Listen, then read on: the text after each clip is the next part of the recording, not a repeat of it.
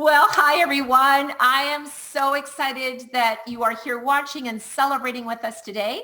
My name is Glory St. Germain, and I have compiled The Power of Why 23 musicians crafted a course. And I want to start today by introducing the lovely Wendy H. Jones. She is our editor. And then I'm going to introduce you to some of the authors that have joined us in our celebration today. Hi, Wendy. So Wendy, tell us a little bit about, your story and how excited are you? This is our second book, and thank you for taking us to international bestseller status. Well, hi everyone. It's a pleasure to meet you. For those I haven't met previously, I'm Wendy H. Jones. I'm an author. I write crime books, young adult mysteries, humorous crime books, non-fiction books for writers, children's picture books. I'm writing a historical book. I'm also an editor and proofreader, a writing coach, and I run the Authorpreneur Accelerator Academy for people that want to learn about the business of writing and write their own books. And that's me in a nutshell. I'm also the president of the Scottish Association of Writers. If you can't gather from my accent, I'm from Scotland, and that's where I'm talking to you from tonight. And it's 10:15 at night here. It's an absolute pleasure to meet you all. And I have to say, it's an honor to be involved in this because I was blown away by your story. So well done to each and every one of you for doing it, because trust me, I haven't got a musical bone in my body. But not only are you musical, but you've written a chapter for a book as well. So congratulations. Yeah, thank you so much, Wendy. And thanks for all your guidance in helping us kind of maneuver this project, because it's been just such a joy, and I'm really excited. And again, I want to say congratulations to all the authors in the book, because it's quite an accomplishment. Not everyone gets to say international best-selling author on their page. So well done. I'm going to ask everyone to just state their name, the name of your course, and just a short little, what's your why. So I'm going to start off with David A. Jones, not to be confused with Davy Jones, from the Monkees. And hi, David. Hey, Glory. Hey, Wendy. Hey, authors. Great to meet you all. Lovely to see you again, Glory. So yes, I am David Jones. The A goes in the middle for the bank, that kind of stuff, because there's a few of us. So I am the proud director of Presto Music, and myself and our awesome team put together courses for piano keyboard theory as recognised by London College of Music. And I am a composer as well. And we have written courses on music theory mastery, how to compose, how to songwrite, that kind of thing. And why I started getting into writing in the first place was because I feel being very, and it's still painful to say it now, even though I've been talking about it for a while now.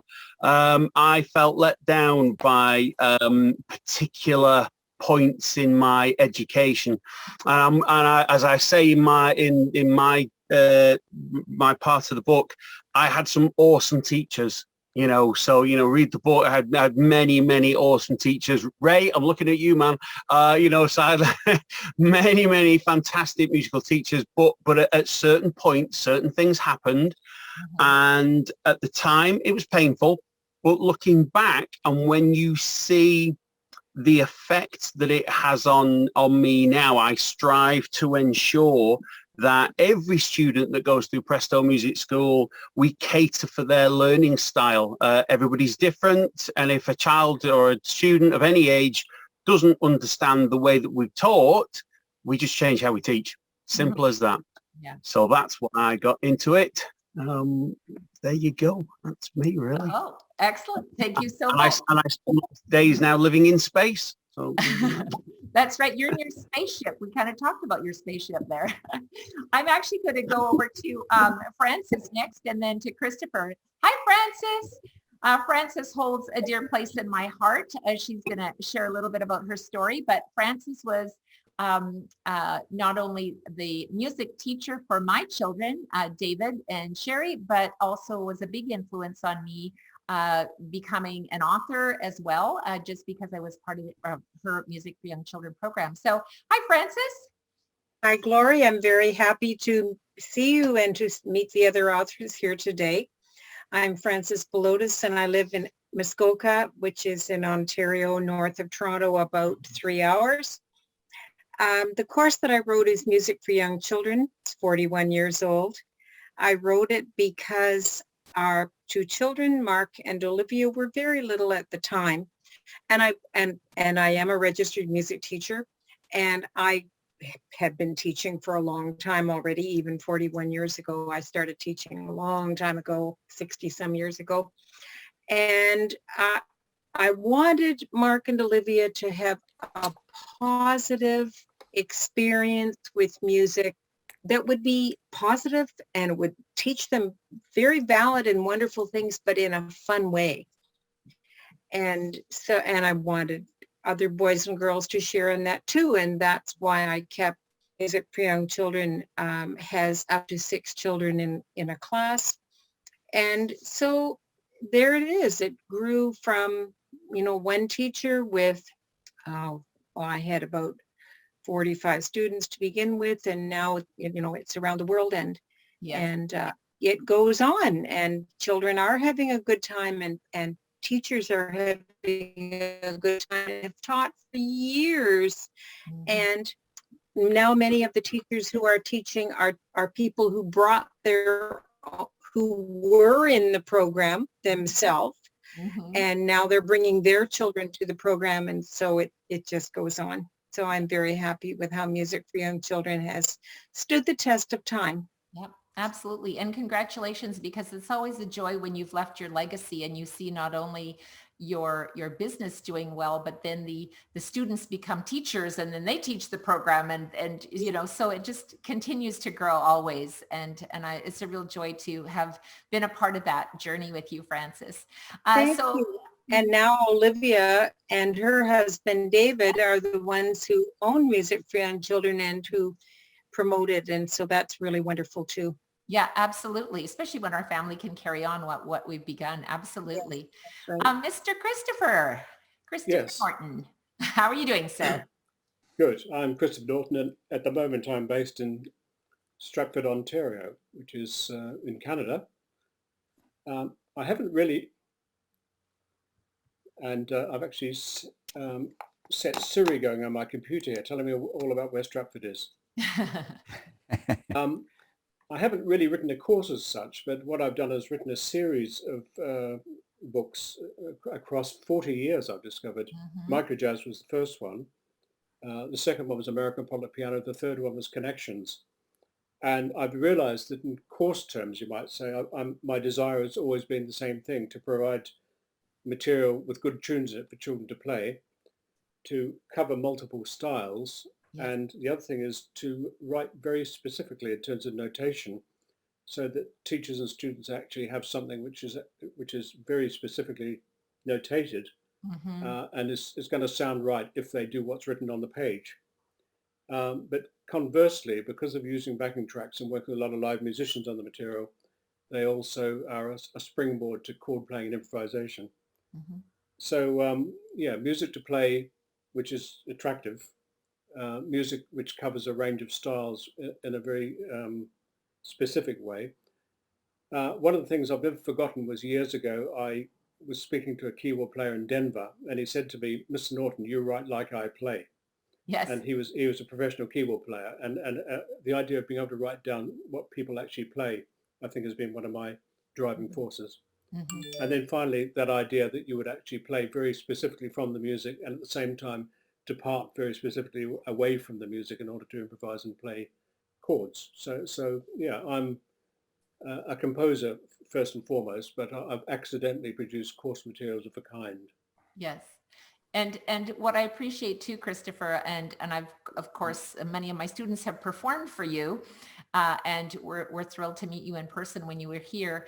And I think one of the interesting things is, and I know Bradley's going to talk about this so many times, as registered music teachers, and I'm using that term meaning that, we've gone down the conservatory road.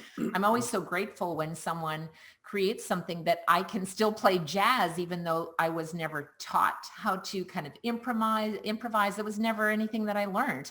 And I wish I would have, because, I feel like I've missed that. I know it's never too late, but, I'm glad that I can play that without having to, figure it out, but at least you've written it out. So I can sound cool if I want to.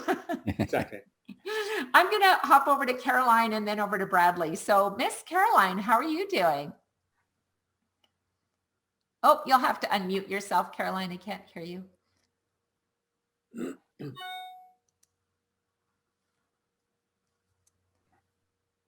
You're getting closer. There she is. I'm great. Oh, Glory, this is so fun. Dreams really do come true.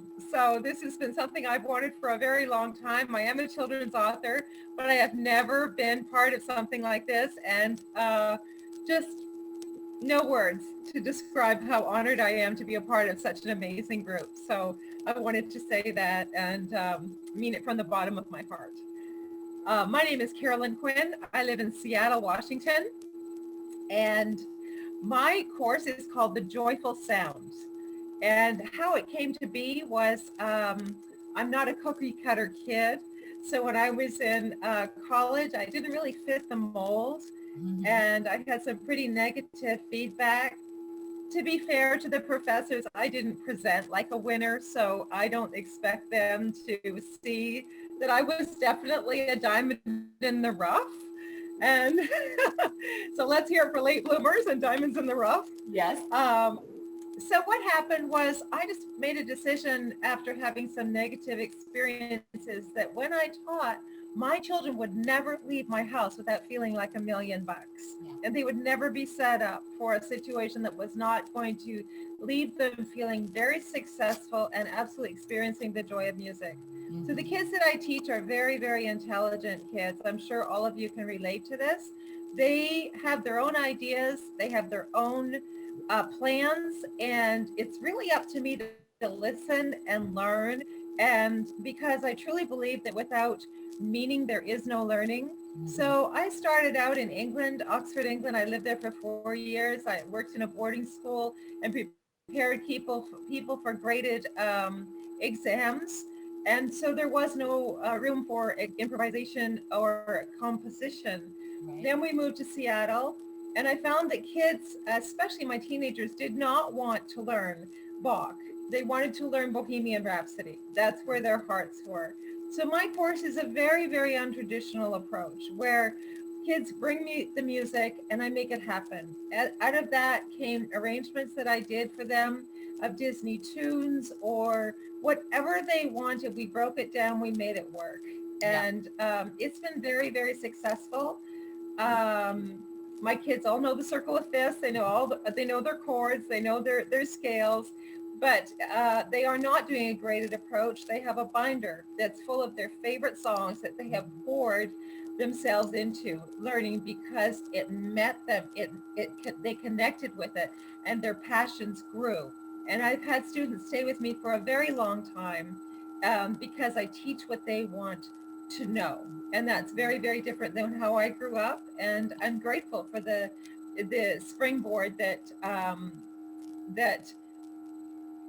letting them have freedom and make their own choices, the miracles that happen from there. And I'm grateful that I learned to listen and to really tap into what they wanted as opposed to what I wanted. Yeah, and I'm so grateful to hear you say that, Caroline. I kind of wish, my teacher was wonderful, but there was never a discussion of options. It was, this is what you're learning this week, and now you're going to learn this week, and then when you get to the end of that book, then you start the next book. So I think now teachers have really opened up this box of opportunities to say, hey, we can do things differently, Yes. So thank you for that, Caroline. I'm going to go over to Bradley and then to Sam. So Mr. Bradley.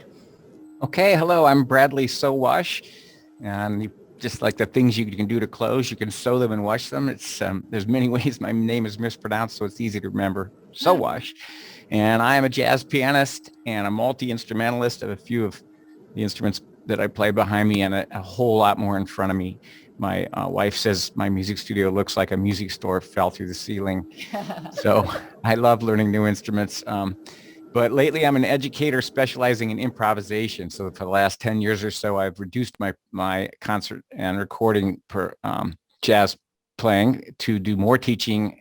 Whereas before I thought of myself as a performer who occasionally taught, now I'm a teacher who occasionally performs. And the moniker I teach under is Jazz for the Rest of Us. So I teach adult, what I call, with a lot of affection and respect, recovering classical pianists. I introduce them to the joys of jazz and pop styles and improvisation. And what I mean by recovering is classical pianists often, as we already heard today, have this very intense education or training, but it has holes in it. For all the value of it. The ear and the creativity is sometimes missing in certain curriculums. So when I noticed that teachers were quite comfortable, especially piano teachers, doing, but maybe not so comfortable.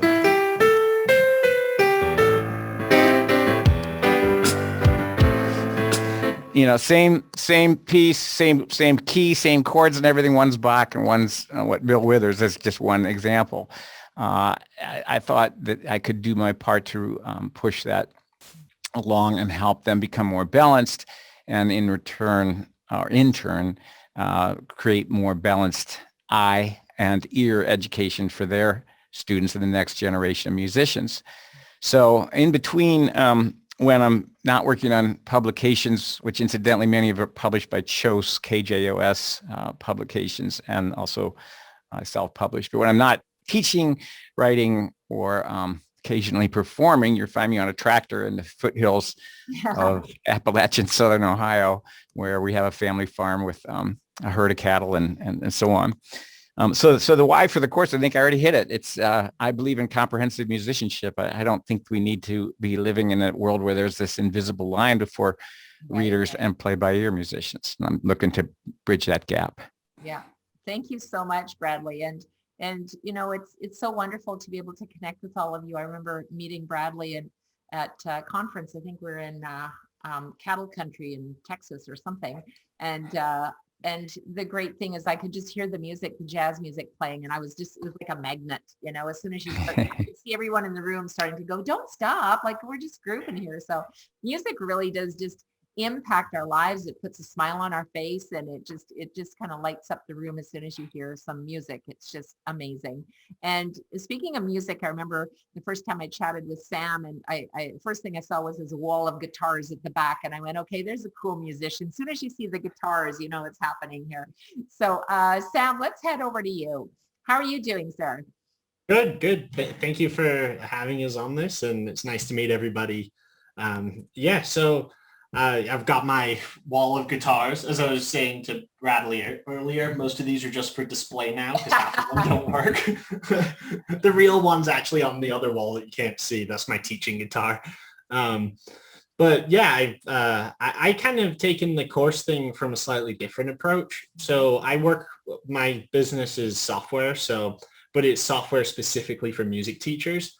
So basically what I've spent my life doing is or the short life I've had so far, working with teachers and really teaching the best practices for teaching online. So of course, this last couple of years has been sort of ripe for that area. But my company, Muzie, we basically work with teachers, and we have technology to go along that is designed specifically to teach teachers for the best practices of communicating everything online. And as everyone knows, there was a huge hurdle this last couple of years of trying to translate everything you've spent decades working on, and now all of a sudden you have to come up with an entirely different new methodology of pushing it forward. And I think a big part of what we do is try to explain that change actually doesn't need to be so drastic, that a lot of what you've been doing is very much transferable across the board. Just as long as you have the right technology at your fingertips, then your students will still learn. They'll still learn effectively. Absolutely. And so we've been working a lot over the last couple of years to really kind of build a community of teachers who have kind of nailed this whole online world. Yeah. I mean, you've been such an immense support for these teachers too, because for some of them who've never, I mean, myself, I, have an acoustic, grand piano. So now, I mean, obviously I have electric as well, keyboards, but for some of them, it's been like a shock to go from having this acoustic instrument and just doing their thing to all of a sudden now you're teaching online. So you've really bridged the gap. And I think for a lot of people who thought it was a temporary fix are now finding it's so much fun that they're actually enjoying this opportunity of convenience to say, hey, you know, I don't even have to vacuum my studio. I can just be teaching online. And, you know, if the weather is bad, parents are just happy. They don't have to drive. So and you can teach, you know, kids in other countries. It doesn't even have to be in your own country or neighborhood. So a lot of opportunities, and you've done an amazing job with Muzie.live, and I've had the opportunity to use that platform. And so I'm really grateful for that as well, Sam. So thank you so much. And Mr. Eddie, I believe, Eddie, what country are you in now? I know that Christopher was saying where he was now because he kind of does the globe trotting thing. New Zealand, somewhere else. How are you doing, Eddie? Hi, I'm great. How are you? Good. Where are you? I'm from Indonesia, by the way, and this time it's in the early morning. But I especially like to meet the wonderful authors from all the corners of the globe. So excited. And the journey has taken me through many twists and turns throughout my career. And basically, I was a music educator, and I founded my own online course like a year ago. It's a Panda piano course. Actually, this is a unique name. Panda is actually an animal. And I found this animal firstly in my life in Chengdu. Chengdu is a city, home of giant panda in China. And we simply like to educate and inspire students to learn piano. And the students come from all the corners of the globe. And we are so excited about to start our first anniversary this coming month. So this is why I really inspire to educate and inspire students to learn piano. And I it's quite fitting. I know you chose the animal panda, but it's black and white, and so it kind of fits. Yes. Good. They represent the color. Yeah. Yes. Or you could have called it zebra. That would work too, black and white, but but the panda works. Thank you so much for being here, Eddie. And Miss My Heidi, pleasure. how are you doing? Good. Did you call me Glory? Yes, I did. Miss Yes. Heidi. Hi. It's so nice to be here. My name is Dr. Heidi K. Begay, and I'm actually in Fort Worth, Texas. So you mentioned Cowtown, so I felt, so thank you for having me. And my class is actually called The Podcasting Musician. And it stemmed from my doctoral thesis, which was very unique. And I formed my podcast called the Flute 360 Podcast for my DMA thesis. And that was May of 2018. And since then, I've been podcasting full time. And during that journey, the podcast evolved very organically, and it was something that was unplanned. It first was a CD builder, then it was a hobby, and then it basically just, it highlighted my business in a way that I was not expecting. People were coming to me and hiring me for different product services and offerings, and that was so unplanned. And during these 3 years, I was noticing all of these benefits and all of this growth through my musicality and my business. And I was just ecstatic to notice these observations. And so I created the Podcasting Musician to help others foster those same benefits as well. On stage, I always was very terrified to play for an audience. I had huge performance anxiety. I would shake like crazy, and being in front of recording equipment, being a public speaker, finding my own voice and how to hone it and to articulate well. Now when I go on stage, I'm like, this is nothing. I'm so used to being in front of people. Yes. And just knowing, I have a voice and I have something to share and offer translates so well through our instruments. If we can really know who we are and what we want to say here, as a person, man, it's amplified beautifully through any instrument. So those are the benefits through my my music making and the business, like I stated earlier. And so you put the two and two together and the podcasting musician class was born. Yeah. Yay. And you know, it's interesting because sometimes we're just like so shy and don't feel confident. And then we just kind of step outside the old comfort zone. And the next thing you know, we just roll with it. But I think the key too is know that there's other people that are just like us. They're just as scared and just as nervous. And it's really why we all created our courses, is to serve other people, to say, listen, if I can do it, you can do it. And here's, you know, you might not want to be creating a course, but at least perhaps you're interested in taking our courses, right? Because it'll help you. We know, we feel your pain. We know what it's all about, and it's why we're here to share. So thank you so much, Heidi. Miss Shauna. Hello.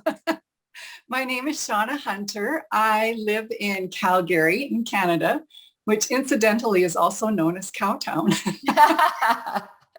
Every country has a Cowtown. Yeah, this is ours. My course is Piano with Shauna, and it kind of developed over the years because as I was teaching piano, I eventually figured out that the kids who learned the way I learned were doing really well. And the rest of them were kind of not happy or kind of getting left behind. So I started researching and reaching out. I harvested ideas from almost every one of you. Yes. and just put them all together. And that's the way I teach now, is with all your ideas. So thank you all for contributing to my success.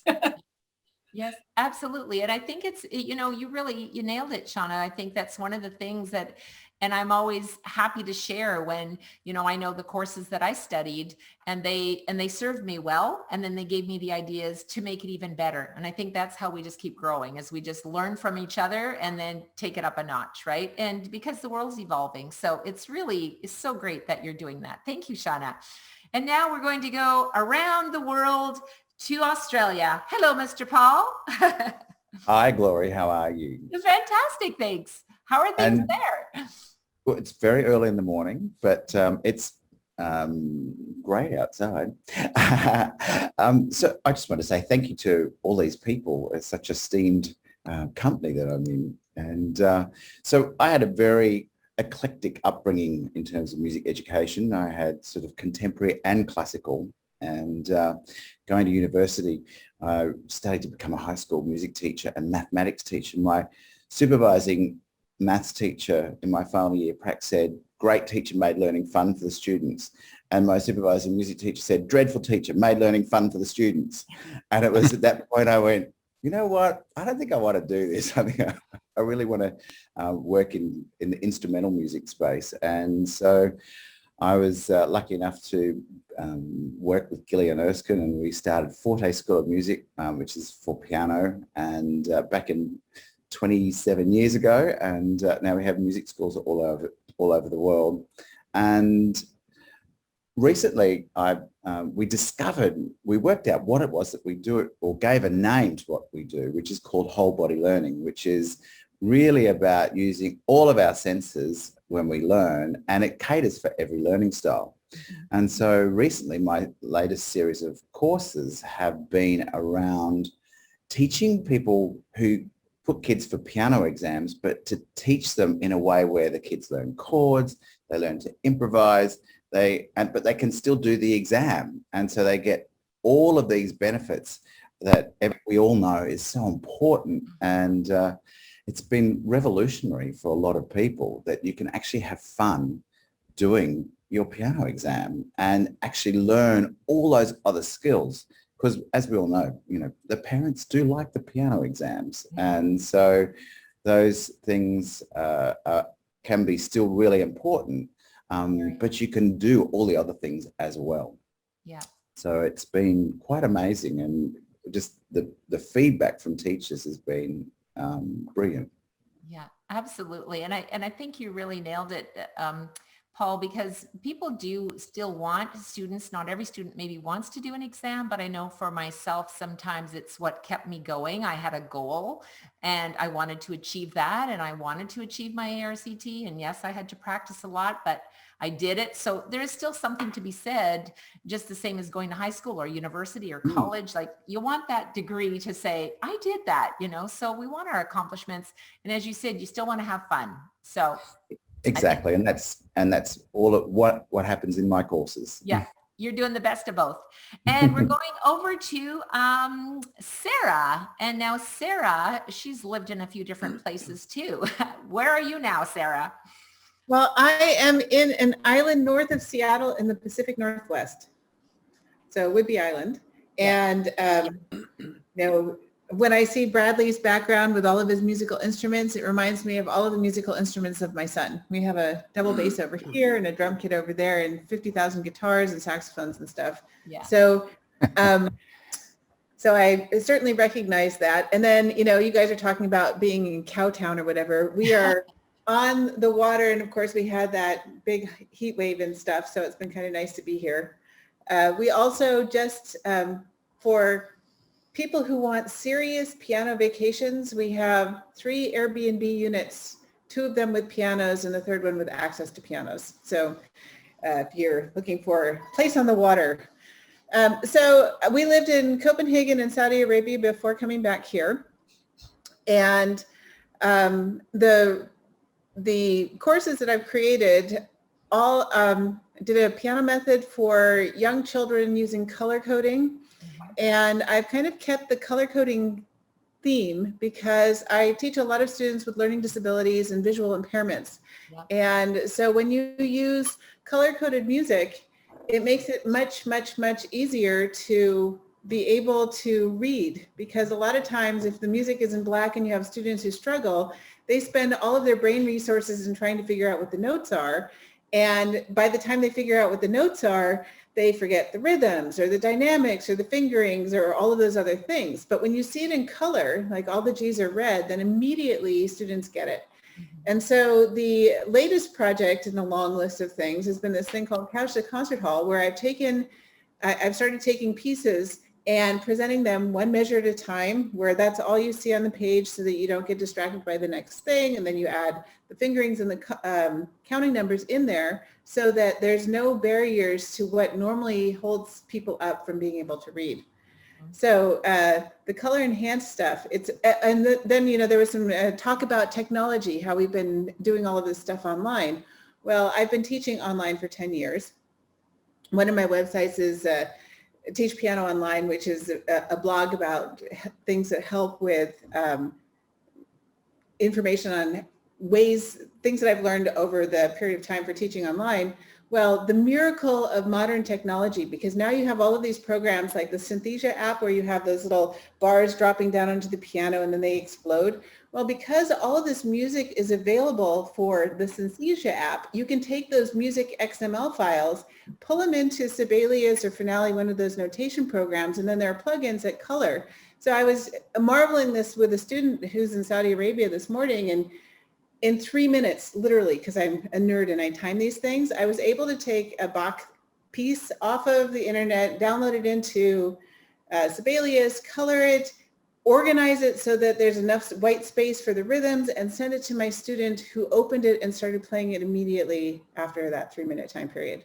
I tell you, the amazing stuff about technology. And then because we have all of this online stuff, you can share your screen, so you can do the screen sharing that shows all of this stuff as well. So I just think that, you know, online and course creation and everything, it's a really exciting place to be because it gives you access to everything all over the world. Yeah, absolutely. And, you know, I hope that all of you have bought your books already, because the stories in the book are so amazing. I'm not going to do a spoiler alert on yours, Sarah, but you know, we're going to talk about our why in a second, but I think sometimes you don't realize, like, well, why would you even come up with that idea? But sometimes it's a student that struggles, and then we want to help them, and that puts us on our path to create our course. And it's something that certainly happened for me because students were struggling. And so I was just trying to help them. And then one thing leads to another. And the next thing you know, you're writing a book and a course and all the rest of it. So it's a really interesting story, Sarah. So I won't spoil. They have to go read the book. So, and last but not least, the beautiful Wendy. Hello, Wendy. Hello, everyone. So humbling to be here. I've used a lot of your materials and quoted your names and said, don't we love this person with my own pupils and so on. And I just am so delighted to be part of this team, but very, very humble. So I think it's very apt, Glory, that I'm on the last one because the course that I have been involved in is not teaching pupils, but teaching teachers how to teach.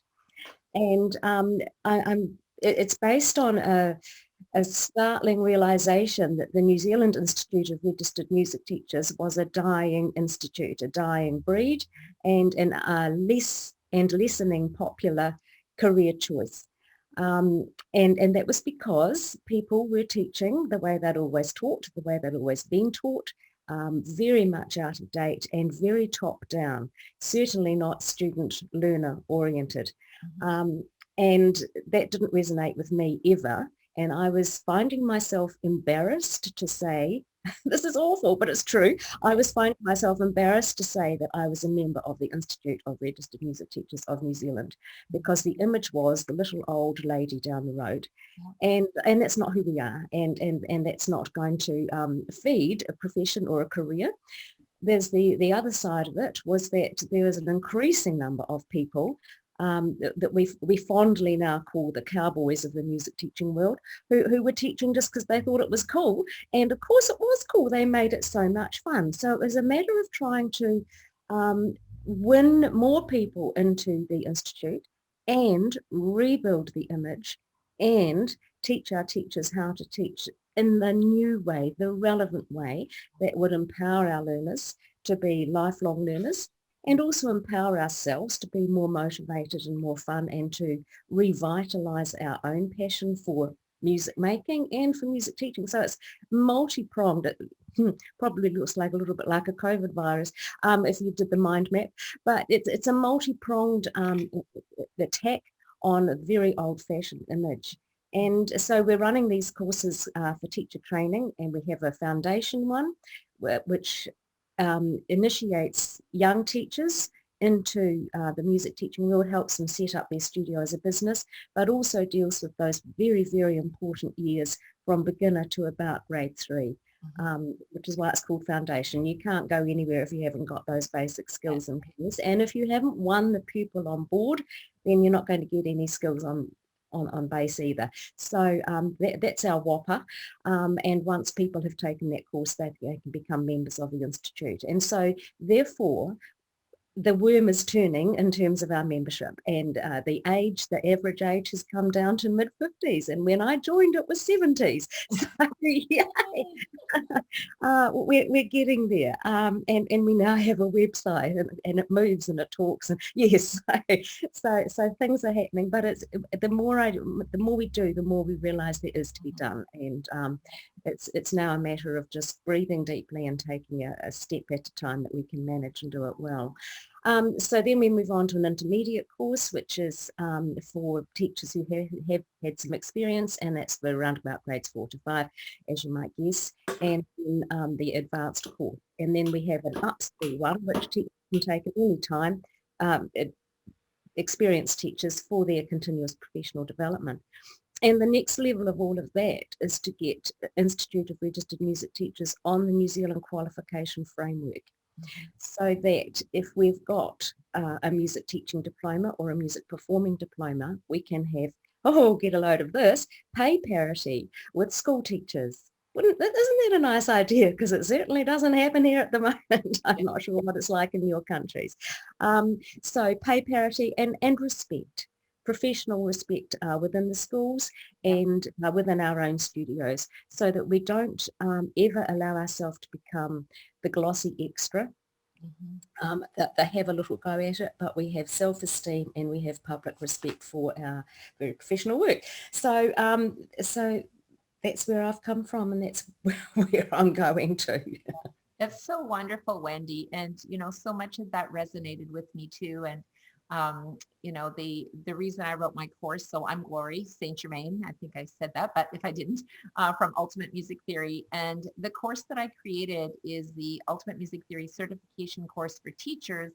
and our UMTC Elite Educator Program. And the reason that I created my courses, I'm from Canada, is that I felt when I was teaching, teaching piano and teaching theory, although you'd think that was an easy fit together, but for myself, I didn't really know too much about theory. I didn't feel confident teaching it, which I know you're saying like, really, because you're the theory queen out there, but it was just the lack of confidence. And I thought, well, if I don't learn this, I can't really teach it. So it set me off on my path to learning. And I realized that, I was struggling with this. And just as, Sarah was sharing about, color coding to help people, I thought, if I can just help one person, then I'm happy to do that.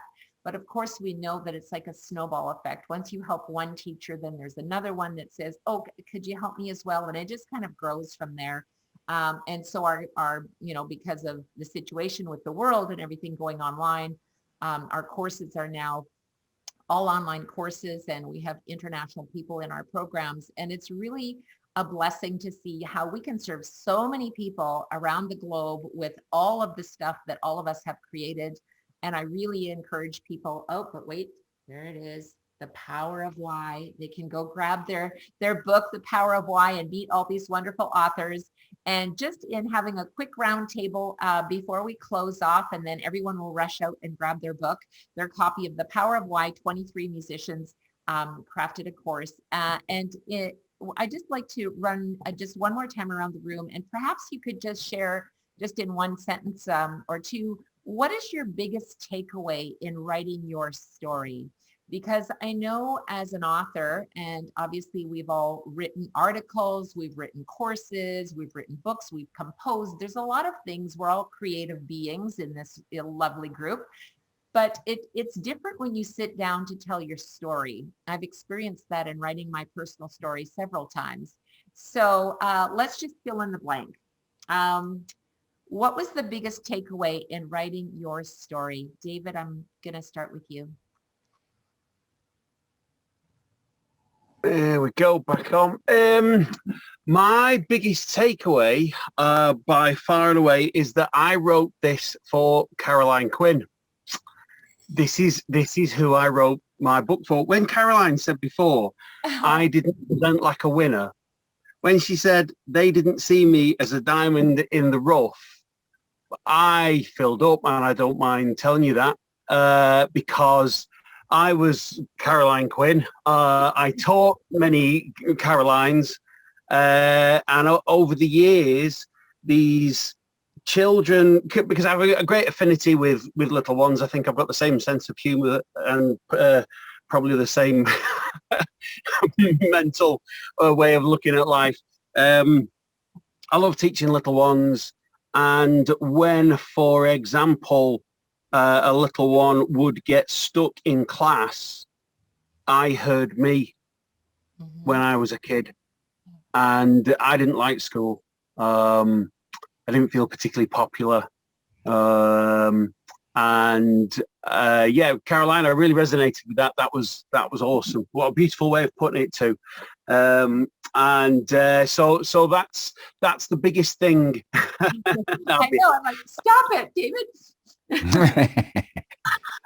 That's the biggest thing that I got from this book, because I thought that what I was doing was quite a small thing, and just trying to share and break out and do something. And when you hear so many familiar stories, you think, do you know what? It would appear that there's more than just a few of us out there. So I wrote it for the little ones who don't find an easy path to music. And it just when you go to purchase the book, you'll see there's a little write-up there. And I don't want to do a spoiler alert on your story either, David, but when you think about someone who is ready to give up on their life passion, and then somehow just, I call myself Glory the Gladiator, because you have no idea how many times I wanted to give up. Like, I mean, that list is too long to even start. And yet just that perseverance that David had of saying, okay, I feel like I should just give up. Like, why am I doing this? And then going on to talking about a multi-million-dollar deal. No, that's all I'm telling you. You need to read the book, but how do you get past that? You just think, you can't give up. And I think the reason why I even wanted to put this anthology together was just to share our why. Why are we doing this? And if you can just inspire one person, you just never know how that can change a life, and not just change it for a moment, but it'll change it for forever. So thank you for sharing that, David. Yep. Glory, may I say just one more point on that? The amount of times in the morning I would get up and say the same thing over and over and over again, which was that the world will be full of no's. We only need one yes, and I will only fail when I give up. When I give up, that's the end of it. And if I just carried on that day, then this was success. I would get there, and it happened. Never give up on your dreams, my friends. Yeah, I kind of needed to hear that today. I've got a lot of big projects and I'm like, oh, really? And then it's just like, well, keep going, because if you stop, then it's a no, right? So keep going. We're inspiring the world today. Mr. Christopher, how are you? I forgot the question now. What's your biggest, it was supposed to be one sentence, David, and then you got us all to tears. The question is, what's your biggest takeaway in writing your personal story, Christopher? I think I was very struck by the fact that I've still loved my work. Mm-hmm. And I mentioned that Microjazz came out 40 years ago. So I'm 2 years away from 70. And I still love my work just as much as I ever did. And I get the impression, looking at you all, that you're all the same. That you, because you've chosen to do something which really engages you, which you feel is for the good of humanity, you might say, that you're all still enjoying your work. And I think that's the biggest takeaway. Yeah. Yeah, absolutely. Thank you, Christopher. And happy birthday, like 2 years ahead. Thank you. Mr. Bradley. Oh, well, I think the biggest thing for me was, I would use the word integration. Glory honored me by asking me to also participate in her composer book. And it was difficult for me to separate out the description of the teacher's journey from the performer's journey, from the composer's journey.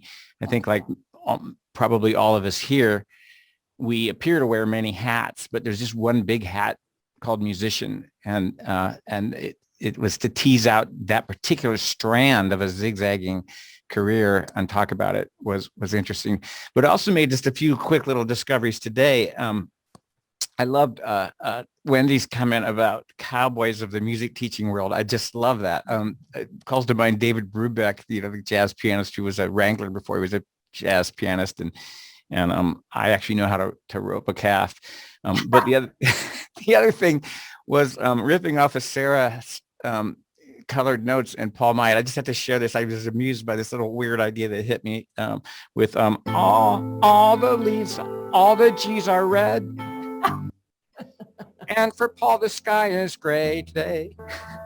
Anyway, so you never know when ridiculous creativity is going to pop its head up. Yeah, okay. So, yeah. Well, I feel as soon as we're off our call, you're going to go into composing mode, Bradley, and we're waiting for that jazz version to come out. That'll be fun. It's all about that inspiration, isn't it? What inspires us to do what we do. Francis, what was your biggest takeaway in writing your chapter? My biggest takeaway now is that I see that music for so many years, and that's a real thrill for me. And they sometimes retire from teaching music for children and then come back to it, and they say, it's a course that offers harmonization, that offers singing, that offers theory, that offers the whole rounded approach. So I think the whole round approach is my biggest takeaway, and I'm really proud and glad that Music for Children offers that. Yeah, that's so wonderful, Francis. Thank you. And Miss Caroline, what was your biggest takeaway in digging deep in writing your chapter? Yeah, you're muted. You need to unmute, Caroline. Even though I'm married to a computer genius, I've never gotten this sorted out. I am married to a world famous scientist. And so as his wife and partner, I often feel very ordinary. And I realized writing the story and going through all the wonderful students that I've had for many, many years, and the work that I've done, and the many, many different approaches that I've used, color coding, my little highlighters, I don't know what I do without them, and you know, letting children make their own choices when I really feel that that would be empowering for them, and hopefully build confidence in them that will carry on well after the lesson is over. I really realized as I wrote about what my course is about, why I do what I do, I realized I was doing some really good work. And I had a lot of things that I could be really thankful for and to be very, very proud of. And nobody ever leaves my studio feeling badly. And that is a promise that I can make my students, and a promise that I will keep, so that nothing, when things happen as they inevitably do, nothing's ever wasted. Nothing's ever perfect, right? Everything just carries on and opens up another chapter in our lives. But I think we're all amazing. And I think writing this story and having it accepted and being a part of such an esteemed group, just again, is such a gift, and so affirming that the work we do is valuable. Most of my friends are doctors and lawyers. So when you see them and then you think, I'm a piano teacher. Well, you know, they come into the house and they say, I'd rather be doing what you're doing, Carolyn, than doing what I'm doing. And it's pretty amazing, because they see the joy on the kids' faces. They see the kids are enjoying their lessons. They see the successes that they're having. So my takeaway is I trusted my intuition when I realized I needed to shake things up and move out of that place of just doing the graded approach. Although I'll always be grateful for that experience, always, forever and ever and ever, I'll be grateful for that. It was scary to move out. It would have been easier for me to make sure that they did what I wanted them to do. Mm-hmm. But I have adult students that I've had for 6 years, and they just keep coming back because they say, I want to learn this, I want to learn this, and we break it down and we find the joy, and we develop friendship, and we trust each other, and we make our world more beautiful with music. So the work I do is very, very important, and I'm very, very blessed to be able to do so. Yeah, and I know that your students appreciate it as well, just being part of having a teacher that's open to helping them, you know, do what they want to do and play the music that they love, and it lights them up, you know. Sam, what was your greatest takeaway from digging deep, and what's your why? Yeah, I think for me, one of the things that I found really interesting is that I've built and designed tons of different software over the last 5, 6, 7 years now. And I think the interesting is the why never actually changed. Although I think at certain times I thought it was, but inevitably it was always to create more musicians. Mm-hmm. And that seems to have always been what I've been trying to do, is that I want to help teachers teach more people. I want to get more students involved in music. And for me, I think technology is the key to that, just because of the world we live in now. Yeah. So if I can have any impact on creating the next generation of musicians, even if it's one step removed, then I think I'll be very happy. Yeah. And what a wonderful opportunity too, to be working with your dad. Yeah, I think that's really great. Is we're a family-owned business, so and he was a musician too. So like, I love the idea of like generational music. I'm sure most people in this room will have someone in your family who was also a musician, and I think that kind of thing is so important. And if you don't, then having a great teacher who's that influence for you is a fantastic way to be the first one in the family to create that generational musicianship. Mm-hmm. Yeah, absolutely. Thank you so much, Sam. And Mr. Eddie, what is your biggest takeaway, and what's your why? Yes, I think that because we are just established and we are facing such many problems regarding to how to craft the courses, and we are still developing our courses to be greater, of course. And of course, this is going to be very essential to students especially in my country as well, and Yes. for the students from around the world.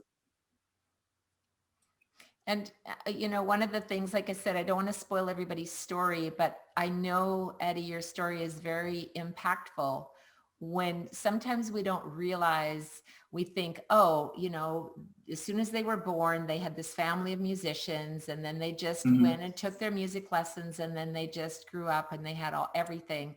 But when I read your story and, about growing up in an orphanage, and then saying, this is like, how do you get from there to being a course creator? It's really an interesting story. Sometimes we think that we're so lucky and we're blessed. And then when I read other stories and I go, wow, look at the struggles. Like, can you imagine just saying, well, here's this young man, he's, living in an orphanage, and how is he going to mold his life, and who's going to influence and help him on his path? And so thank you for sharing your chapter. It was really impactful, Eddie. I really appreciate it. Yeah. And I know everyone. Thank you, Gloria. Yeah, I know they're going to enjoy reading it. And I wish you all the best with your course too. I know it's going to be a great success. Miss Heidi, what's your why?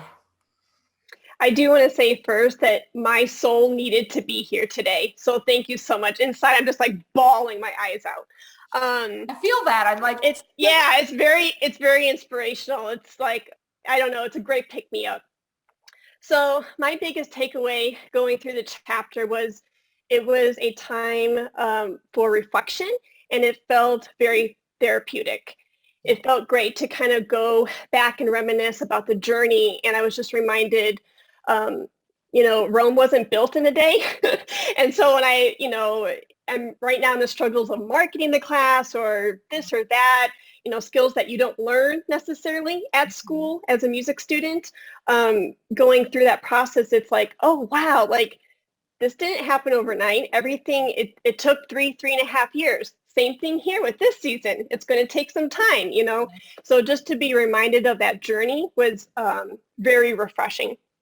And my why is I wholeheartedly believe that God put me on this earth to be an educator. And if I can help a student, whether young or old, get from point A to point B, and coach them and mentor them and be their cheerleader along the path, oh my gosh, there's not enough joy in the world to describe that. And so, so the podcasting musician, like specifically, if I can help a student grow their business or grow their creative voice, then I've done my job, and that's something I can be proud of. Yeah, absolutely. And it's interesting because sometimes when we see credentials of someone, Dr. Heidi, like it immediately it elevates you here because of the title of something or the recognition or the number of letters after their name. And we don't realize the personal struggles that they've had to actually achieve that status. So, I think we understand more so than sometimes our students realize the pain of what they're going through, just because, yes, we have a doctorate in front, doctor or letters after, and it doesn't mean that we didn't experience that really raw emotion of, I don't know if I can do this. And somehow, as David said, like just keep going no matter what, just one more step. Every no means you're that much closer to a yes. So I feel you. I really feel you, Heidi. So Shauna, what's your why and what has impacted you in writing your story? As I worked through my story, I realized that the bottom line is the students. Yeah. I love every one of my students, and so often they come in carrying the world on their shoulders. And if I can help them through a lesson in music to put a smile on their face and gain a feeling of self-worth, that's what lights me up. Yeah. That's exciting for me. And I think that really is what it's all about at the end of the day, right? Is those young students. And I think all of us, at least for myself, I have definitely been a counselor in the last year, as well as an educator, because some of them have just lived in their rooms, right? And school and music lessons and eating and sleeping in a room because they had to do school, and everything was happening in their room. And music was this outlet for them to just play and have joy. And so it's been a very, very important thing that we've continued to educate our students and have an opportunity to be teaching online. Thank goodness for all this amazing technology. And thank you, Shauna. Mr. Paul, what's your what? How deep did you have to dig, Paul? And that was 27 years. Well, I suppose one of the things for me is really getting more kids playing into adulthood. So if we can keep kids playing, even, just so they can have the joy of playing music. I see on Facebook so many times we have the teachers who are saying, complaining about this, whatever, or how do I do this? These are 21st century problems, but they're often given a 19th century solution. And wouldn't it be great if we could just sort of drag drag everyone into the 21st century, and I put hundreds of kids through piano exams over the years. And for every 100 kids that do grade 1 piano, about 1 does grade 8. Right. But if we got 2 and you work that back, 2 kids do grade 8. So 2 more kids do grade 7, 3 more kids do grade 6 and back. That's 28% increase in the number of kids who are still playing. That would be amazing. And if we can just get more kids playing in a way that they want to learn, then that's going to be a great thing. Yeah. I think you're not only influencing the kids, though. I think you are also impacting educators, as all of us are, because you see my piano sits there. Do you wonder how much dust is on the keys? Why is that? Well, it's because I'm so busy teaching someone else how to play that not always do I have an opportunity, unless I'm doing a duet or something. But I think we need to embrace and make sure that we take the time for ourselves, that to take that guitar off the wall and play it, go to the piano and play it, right? Exactly. And to escape the shackles of the 19th century. Yeah. Just go have we're going to have a big event. I'm going to invite all of you. It's going to be in 2022, and it's just going to be playing music. There's no workshops, nothing, just play. That's the plan. I don't know where, but it's going to happen. So Sarah, what was your biggest takeaway? What was your why? Okay. So, my biggest takeaway when I was doing this was that I've been doing it for a long time. Yeah. Kind of like Christopher and a couple, Francis, who've been doing it 40. I've only been doing it 25. Yeah. So that was one of the big takeaways, like, wow, that was 25 years ago. And another thing that I noticed when I was going through the process of how I got started and where I am today is that a lot of the premises that I started with, with the kids with learning disabilities and the color coding, they have, not only have I found, evidence in terms of researching this over time, but it's become more refined. And I strongly, the things that I did 25 years ago are just a less refined version of what I'm doing today. And so those premises and principles have been reinforced over the years. And I was kind of surprised that, I did that 20 years ago and I'm still doing it. I think that was I was surprised. Yeah. Sometimes we look at our little notes and go, oh, I did that. Was that 20 years ago? Like, oh my gosh, I didn't even know I was that old. Yes. You just don't realize, like, time passes quickly, right? When we kind of look back and hopefully as you've all been writing your chapters, you've taken that moment to reflect and say, wow, like I have accomplished all this in my life. That's a lot. And we need to congratulate ourselves and say, good job, right? Because it's really important to celebrate us as well. And Wendy, Miss Wendy Hunt, what was your biggest takeaway and why? Well, it hit me in the face that I'm way behind too.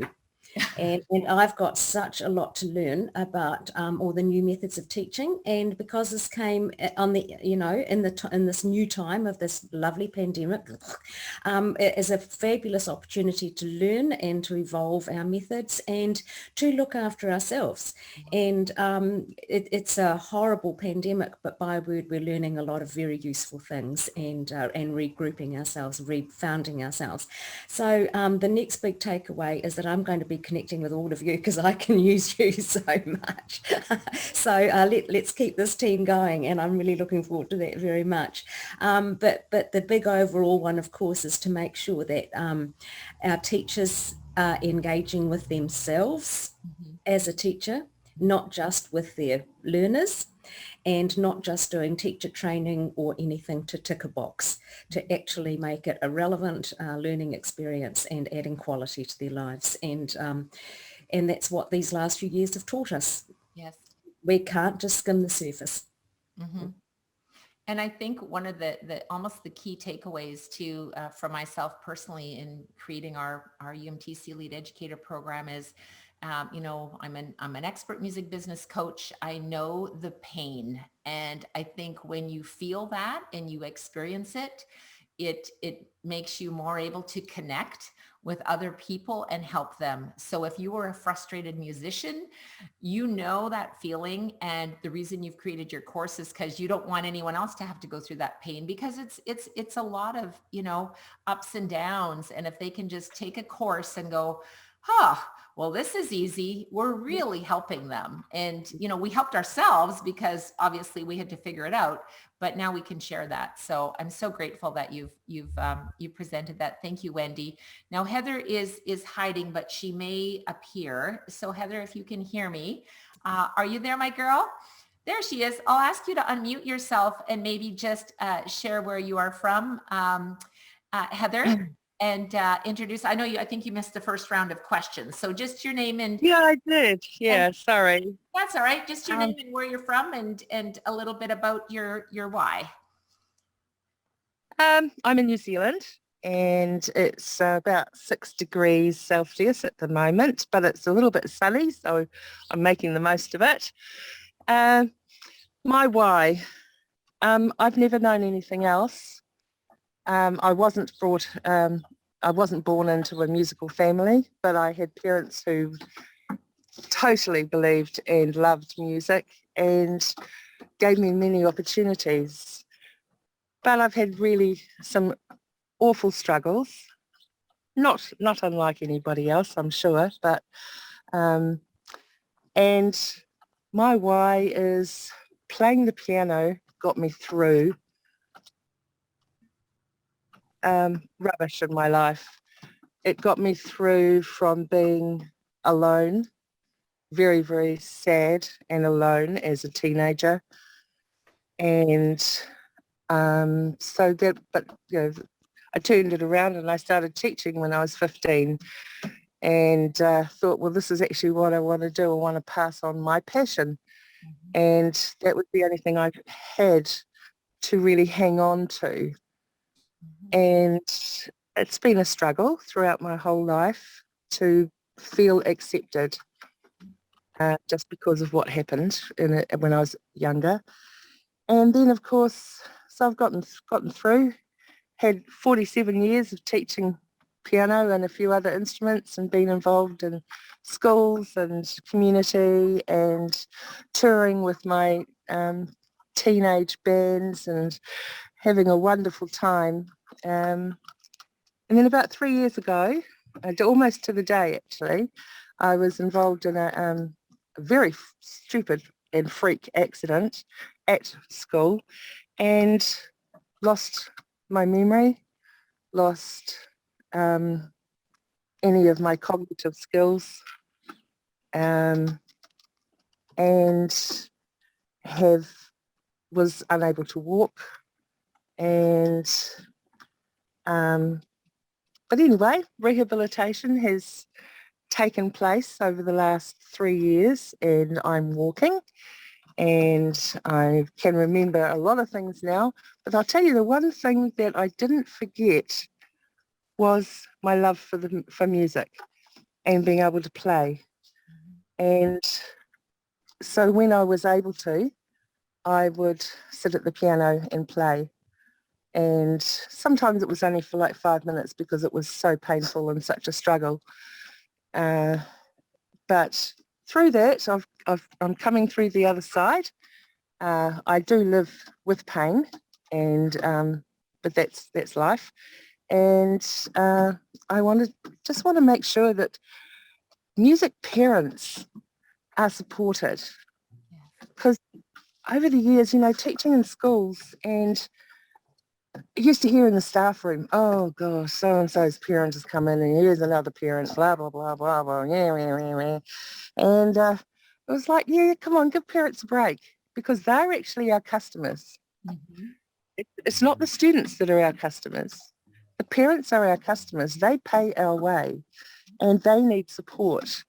And so, yeah, I've created a course for music parents as a result. During my rehabilitation, where I wasn't able to think very straight, I've got 5 children, but my youngest daughter is in business as well in Australia. And she just said to me, I think you could really help other music teachers, Mum. And so she said, just start writing down a few things as you can think of them, and things that might help other music teachers, just getting by, little tricks of the trade, maybe, anything, she thought, anecdotal. So I have written it. My course for music teachers is quite anecdotal, but I believe it's all about that mindset and getting on the right track and being able to help others. I mean, that's basically what it is. And to be able to help others through my passion, oh, that's just a flippin' bonus, isn't it? It's just awesome. Yeah. So that's enough about, and sorry, it's not one sentence, but That's one of the things too, I wanted to share before we wrap it up, and your story really impacted me, Heather. I was actually crying when I was reading it, because I couldn't even imagine, one day everything is perfect and you're conducting a choir, and the next moment you're on the floor with, blood all over the place and not even knowing anything, if you're even going to survive. It's very impactful, and everyone needs to read everyone else's story so you can really appreciate what we've all gone through. Some of us have struggled with imposter syndrome. Some of us have struggled with abuse as young children. We've been in shock. Some of us have lost someone in our lives. Like, the stories are very impactful. And I'm really grateful that all of you have just opened up your hearts and said, listen, it is the power of why. And it's why I wanted to put the anthology together, to encourage others to say, it doesn't matter which one of these stories resonates with you the most, they will all be uplifting, and know that these are success stories. So if they can do it, you can do it. So we are a group of authors, as you can see, from all over the world.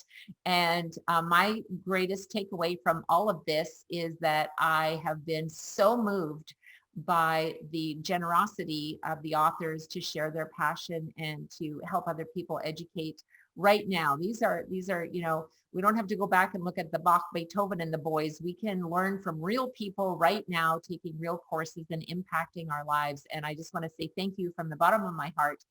Make sure that you go grab your copy. It's The Power of Why. 23 musicians crafted a course. It is an international bestseller, and I want to say congratulations to all the authors. And again, a special thank you to Wendy, our editor, Wendy H. Jones. She said the H is very important because there are other authors. She's an author as well. So again, I want to say thank you so much, and I look forward to seeing all of you helping us promote the amazing Power of Why book. So thank you so much, everyone. Thank you, Glory. I had to put a little theme in there.